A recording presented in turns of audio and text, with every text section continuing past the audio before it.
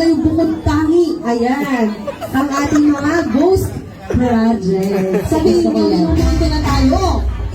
Pero hindi na mga multo, kundi ng mga proyekto na hindi pa natatapos. Ayan.